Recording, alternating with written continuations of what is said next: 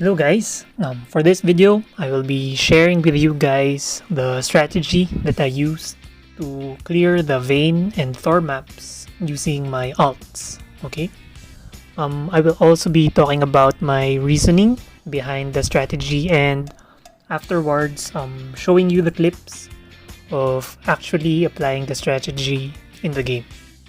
Hopefully this may help you finish the maps and get the coupons at the end. So before we begin, please don't forget to like, share, and subscribe to our channel, okay? Now, if you have seen our first video or other videos about clearing the latest maps, now that the DOTs have been nerfed, we will still be using those strategies such as a DOT team, and having cards that can inflict stun or sleep, which comes from Baby Savage, Skeleton, or Plankton cards on the weapon. And then also by having Paladins and Clowns for their attack speed buffs. Okay, so what you will be seeing in this video are my two alts, which is a Stalker and a Paladin. You may already have seen them in our other videos before, okay? Now, to get straight to the point, the two strategies would be number one would be using an Earth Bow or Mystic Bow. Okay, for the Stalker, I cleared it using the Mystic Bow, but I think that Earth Bow was still the best. Then for the Paladin, I finished the map with the Stalker that you're seeing right now as my Shervis, while it was using the Earth Bow. Okay. Now, number two, to use a Stalker or a Clown, which has the Tarot card of Fate skill. This one. Okay. So this skill has a plus 9% silence, curse, and freezing rate on your basic attack. Okay. So these are three buffs which are very important, which we will be talking about.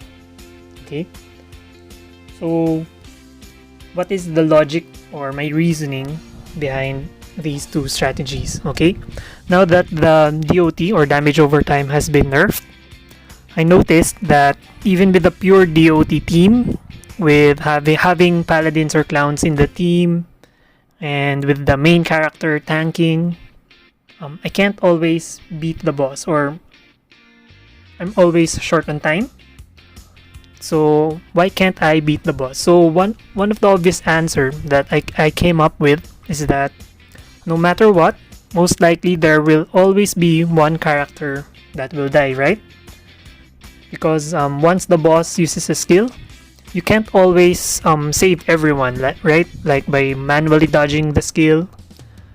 And every character that has a DOT weapon is important, so that you can trigger the DOT, which is only 1 or less than 1% damage right now, right? Of the maximum HP. Another one is if the boss uses a healing skill, like the plant boss in the vein map. This one, Muscular. Yep, that guy has a heal. So that's why that boss is one of the most difficult in my opinion.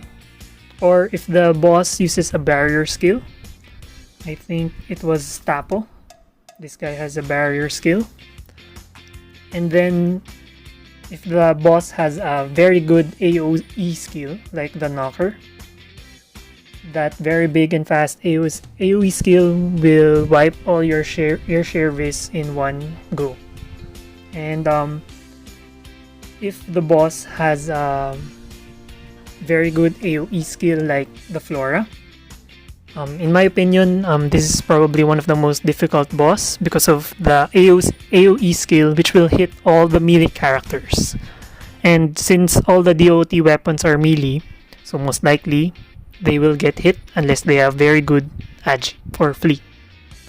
Okay, so now with this strategy, as I've mentioned, the Earth Bow or the Mystic Bow. So at plus 40, the Earth Bow has a silence rate of 10.65. So I haven't even reached plus 50, but I finished it with plus 40 only.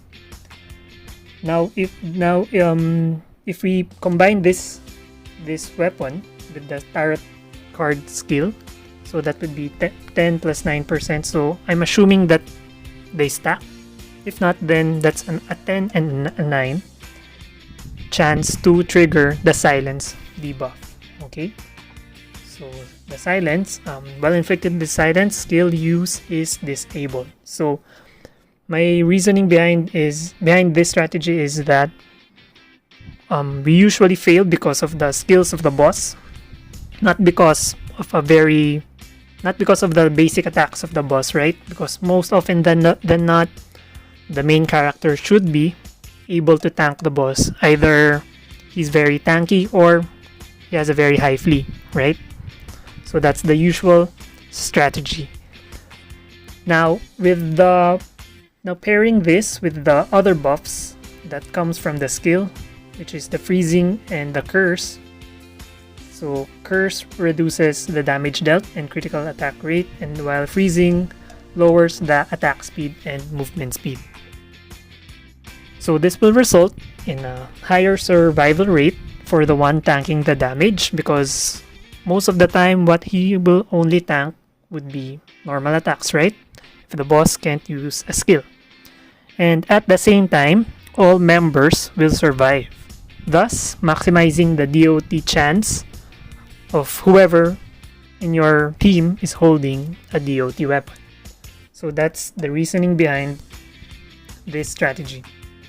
Okay, so I was able to finish this with around 100,000, 110,000. I think I was 150, or maybe because of my duel. Yeah. Anyway,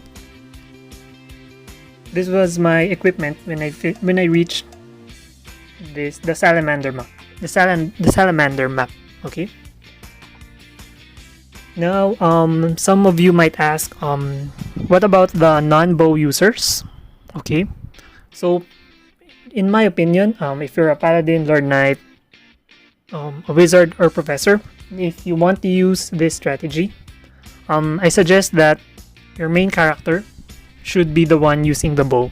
Okay, when you're using the bow, you will also be the one to tank the damage. So make sure that you're the first one to go near the boss, and you're always right in the face of the boss, so that the focus of the boss will be on you. Okay, but for me, I think for the Sin-X, I still think that they should be the one using the DOT, because I'm not sure if it's confirmed, but I'm assuming that with the double attack of the dagger, that's more chances of proccing poison. Okay, that's just my opinion. Okay. So now I will be showing you the clips on how I applied the strategy.